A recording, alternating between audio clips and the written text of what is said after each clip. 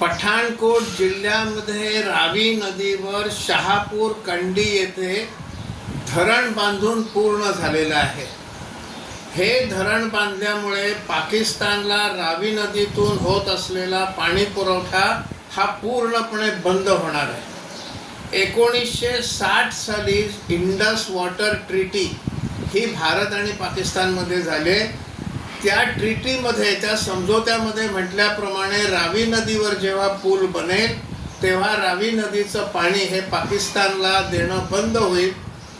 पण 1960 ते 2025 गेली जवळजवळ 65 वर्ष हा डॅम, हे धरण हे बांधलं गेलं नाही, त्यामुळे रावी नदीचं पाणी पाकिस्तानमध्ये जात होतं। आता हे धरण बांधून पूर्ण झालेलं आहे आणि या धरणाच्या माध्यमातून कालव्यांच्या द्वारा जम्मू काश्मीर आणि पंजाबमध्ये शेतीसाठी पाणी उपलब्ध होईल आणि त्या ठिकाणी जो वीज निर्मिती प्रकल्प होईल त्या वीज निर्मिती प्रकल्पातून देखील पंजाब आणि जम्मू काश्मीरला वीज पुरवठा केला जाईल। हा नवीन प्रकल्प आता सुरू झालेला आहे।